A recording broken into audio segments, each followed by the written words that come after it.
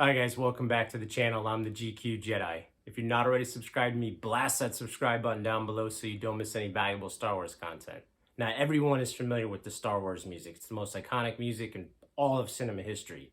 And in Return of the Jedi, there's one band in particular, only one band, that everyone knows all the beats, so familiar that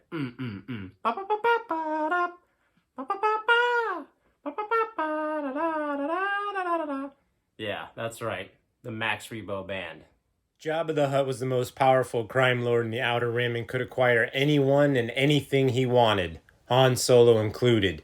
Countless alien life forms came through Jabba's palace, but few were fixtures in the place and had an actual purpose. Jabba needed a good band for his palace and held auditions. Max Rebo and his bandmate Droopy McCool and their singer Cy Snoodles not only got an audition for Jabba, but Jabba liked them so much he offered them a lifetime contract, and the rest is history. If you're like me, then you fully appreciate and love the Max Rebo band seen in Jabba's palace at the beginning of Return of the Jedi.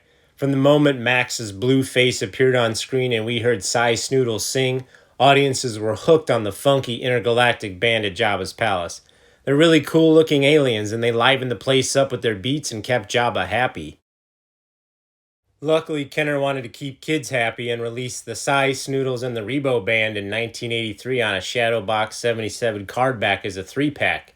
I remember going in Toys R Us and seeing this on the shelf and instantly wanting one.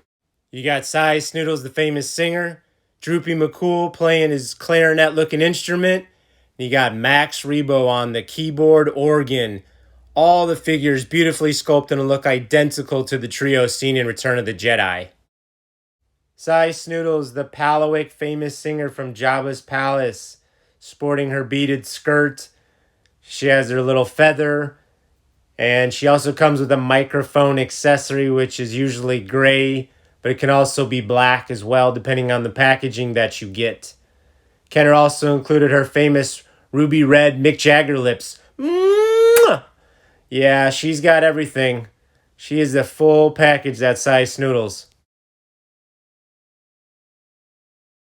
Here we have Droopy McCool, the Ketonak, who plays the clarinet-looking instrument, who also has his mouth molded and his arms are positioned to accommodate the instrument, so it fits perfectly, basically never falls out of his hands. It's great. Nicely done, Kenner. Very cool. He comes with a music stand, which is also gray or black, very similar to the Cy Snoodles situation, again, depending on the packaging that you get. But he's a cool figure and adds some funk to the band. And the famous blue ortolan musician Max Rebo himself comes with his signature keyboard organ that he plays in the film. Max looks great inside his organ, and I love that Kenner didn't just mold his body into the organ itself. You can actually take him out of it. You know, he has legs, you can pose him, you can stand. He's an actual action figure. He's just not a fixture of sorts. It's kind of cool. I dig that. A little fun fact about Max Rebo is he was originally drawn and designed to be armless. That's right. Max Rebo only had one set of limbs, and they were basically legs. He was designed and molded and crafted to basically sit on the organ on an actual cushion. But it looks like when they stuck him on it, you know, what we perceive it to be his arms. Kenner thankfully took the liberty of making an action figure out of him and giving Max Rebo actual legs and arms. So that is the figure that we know today, but Max was originally sitting on the organ, not sitting in it. He just had legs, one pair of limbs. Cool little fact, not well known.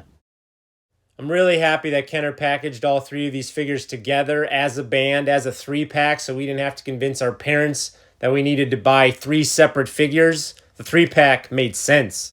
The band instruments and microphone and the stands, as I said earlier, can be variants of black or gray. You'll either get a black instrument for Droopy McCool and a gray mic and stands, or you'll get a gray Droopy McCool instrument and a black mic and stands. Just depends on whichever variation was packaged.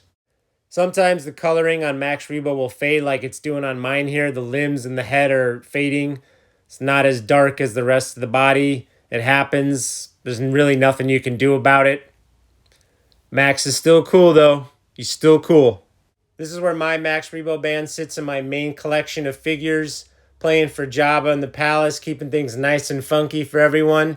I actually bought this band, this trio, as a set 3 years ago when I first started collecting vintage. So they're like the first figures that I really started collecting again. So they are kind of special to me.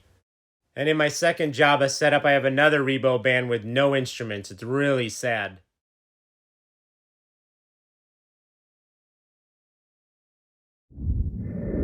Well, guys, I hope you enjoyed the concert tonight at Jabba's Palace. And if you liked the video, give that like button a thumbs up because it does help out the channel. And if you've not done so, blast that subscribe button and hit that notifications bell so you don't miss any valuable Star Wars content. And remember, collect or collect not, there is no try.